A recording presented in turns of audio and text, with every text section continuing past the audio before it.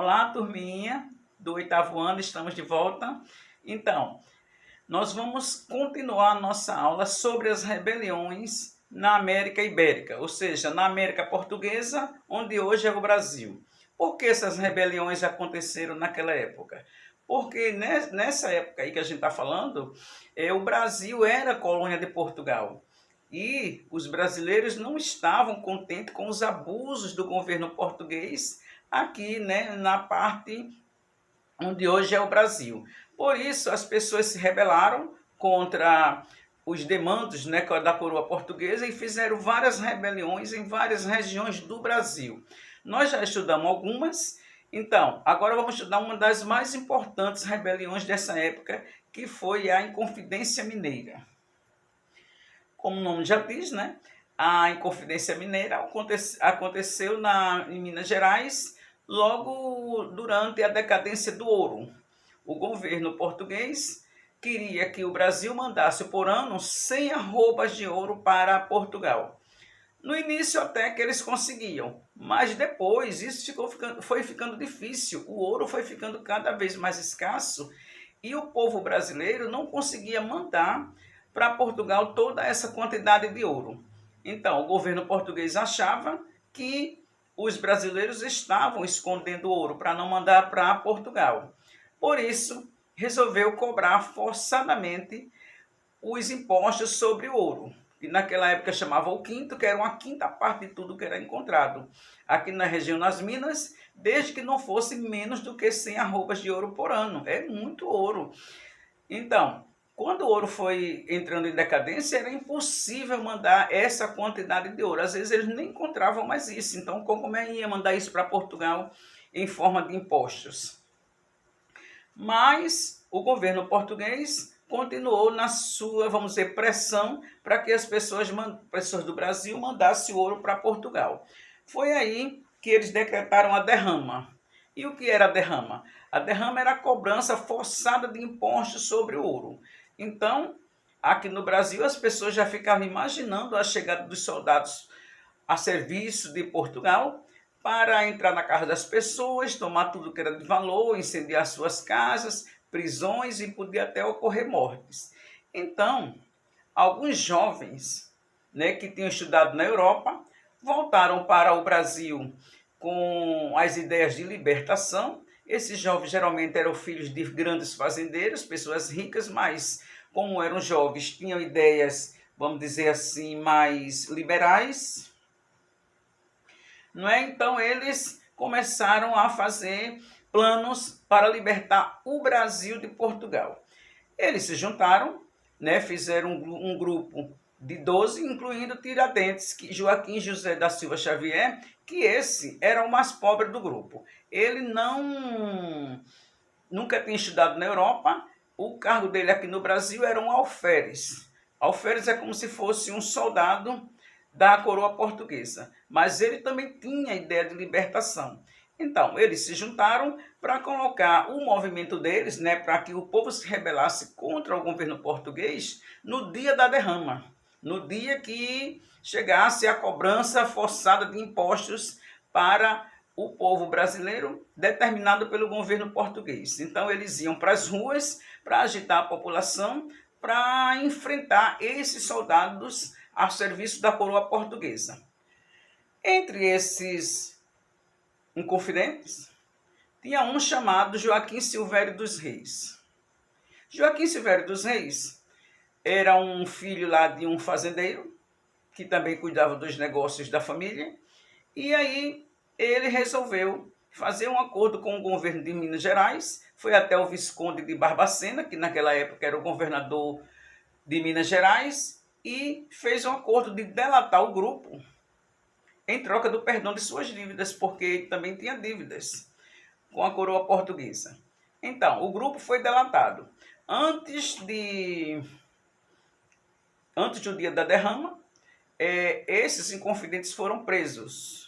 E Tiradentes conseguiu fugir para o Rio de Janeiro, mas depois ele foi encontrado e, como sendo assim, talvez por ser o mais pobre do grupo e ter ideias assim tão liberais, e ele assumiu, né, o comando, ele foi o único que foi condenado à morte. Os outros tiveram penas como eles foram expulsos do Brasil, foram enviados para os territórios da África, as colônias portuguesas da África.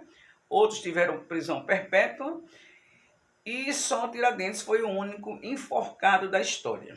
Então, a Inconfidência Mineira, ou Conjuração Mineira, foi uma tentativa de revolta abortada pelo governo em 1789. Em pleno ciclo do ouro, na então capitania de Minas Gerais, no Brasil, contra, entre outros motivos, a execução da derrama e o domínio português. Foi um dos mais importantes movimentos sociais da história do Brasil. Significou a luta do povo brasileiro pela liberdade contra a opressão do governo português no período colonial.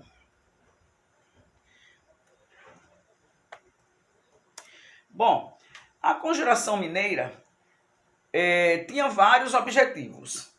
Os conjurados pretendiam criar uma república em Minas Gerais, quer dizer, queriam separar Minas Gerais do resto do Brasil e criar uma república, podendo se expandir para outras regiões da colônia. Quer dizer, eles criariam lá e depois o resto da colônia, o Brasil inteiro, viraria uma república, claro que independente do governo português. Inspiravam-se em ideias iluministas e da Revolução Americana. A Revolução Americana foi o que resultou na independência dos Estados Unidos. Queriam a capital em São João del Rei, e nesta cidade pretendiam fundar uma universidade. São João del Rei é uma cidade mineira e lá eles queriam fundar uma universidade que no Brasil ainda não tinha naquela época. Não havia consenso em relação à escravidão. Por quê? Porque grande parte dos participantes eram filhos de fazendeiros e, como sendo, eles eram também donos de escravos. Então, eles até pretendiam libertar o Brasil dos abusos da coroa portuguesa, mas não falavam em acabar com a escravidão no Brasil. A proposta era manter a escravidão, né, para até que fosse normalizada toda a economia brasileira. Foi criada uma bandeira com o dístico, libertas qual será também, ou seja, liberdade ainda que tardia. Então, antes tarde do que nunca, a liberdade deveria fluir no Brasil naquela época. Pelo menos esse era o grande interesse dos brasileiros que lutavam na Inconfidência Mineira.